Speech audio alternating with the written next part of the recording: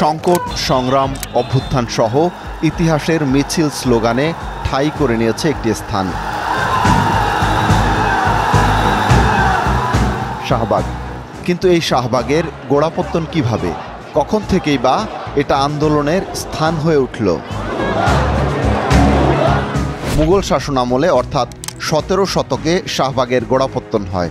তখন সুবা বাংলার রাজধানী ছিল পুরান ঢাকা। শাহবাগ অঞ্চলের নাম ছিল বাগ-ই-বাদশাহী। লোকমুখে ছোট হতে হতে শব্দটা দাঁড়ায় শাহবাগ, অর্থাৎ রাজাদের বাগান।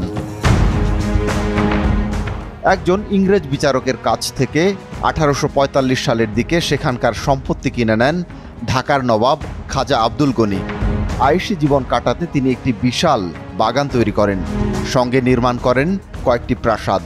প্রধান প্রাসাদের নাম দিয়েছিলেন ইশরাত মঞ্জিল, আর পুরো এলাকার নাম দেন শাহবাগ। নবাবদের অনেকগুলি বাগান বাড়ি ছিল, দিলকুশা, মতিঝিল, বেগুনবাড়ি, শিকারের জন্য, থাকার জন্য। এখানেও তারা একটা বাগান বাড়ি করেছিল শাহবাগ। আজকে চারুকলা ইনস্টিটিউটে আমরা যে একটা বিশাল গর্তের মতো দেখি, সেটা কিন্তু আসলে দিঘি ছিল, নবাবদের মহিলারা সেখানে স্নান করতেন। এই নিয়ে কিন্তু পুরোটা বাগান বাড়ি, এবং একটা চিড়িয়াখানা ছিল নবাবের, এবং এটা খুব যত্ন সহকারে তিনি পালন করতেন, চিড়িয়াখানা দেখাশোনা করতেন। এবং বিশেষ বিশেষ দিনে শাহবাগে বিশাল অনুষ্ঠানের আয়োজন করা হতো। জনশ্রুতি আছে বর্তমান ঢাকা বিশ্ববিদ্যালয়ের মধুর ক্যান্টিনটি ইশরাত মঞ্জিলের জলসাঘর হিসেবে ব্যবহার করা হতো।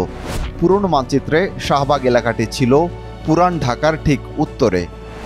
আদতে শাহবাগ রমনারই অন্তর্গত।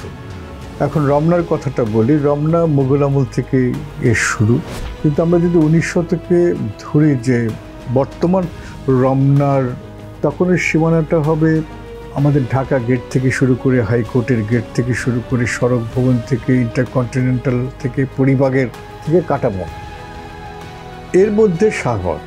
শাহবাগের আশেপাশেই অর্থাৎ রমনায় তখন নানা স্থাপনা গড়ে ওঠে। পাশেই রেসকোর্স ময়দানে ঘোড়দৌড় প্রবর্তন হয় 1825 সালে। নবাব খাজা আব্দুল গনির সময় 19 শতকের 60-এর দশকে এটি বেশ জনপ্রিয় হয়। 1840 সালের দিকে রমনার উত্তরে অনেকে বাগান বাড়ি করেন। এর মধ্যে একজন ছিলেন আর্মেনীয় জমিদার পি আরাতুন। তার বাড়ি ছিল বর্তমান টিএসসির ভেতরে গ্রিক কবরস্থানের কাছে।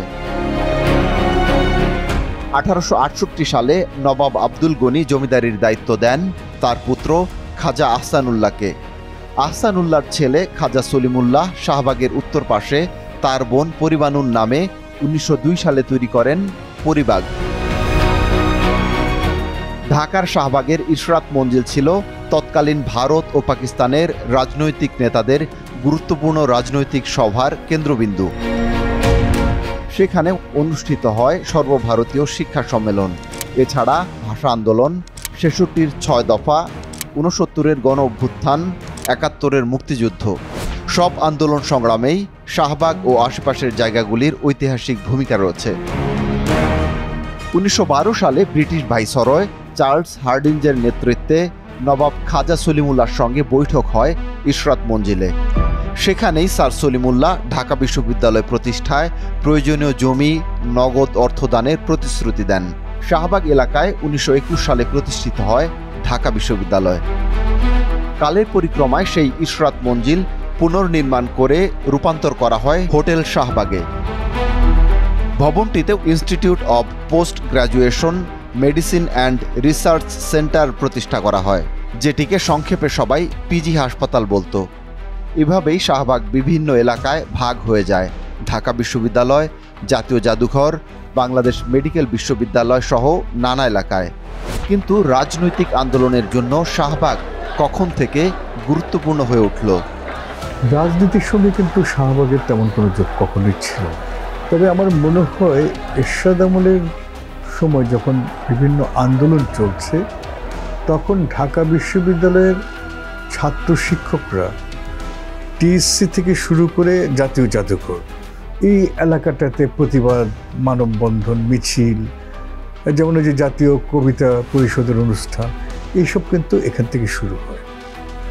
আরও পরে আমি দেখেছি বিশেষ করে ঢাকা বিশ্ববিদ্যালয়ের শিক্ষকরা এই এলাকাটাকে তাদের প্রতিবাদের একটা কেন্দ্র হিসেবে ব্যবহার করা শুরু করেন বিভিন্ন সময়।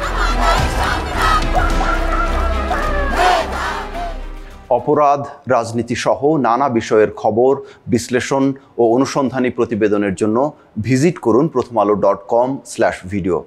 যুক্ত থাকুন প্রথম আলোর ফেসবুক পেজ ও ইউটিউব চ্যানেলে।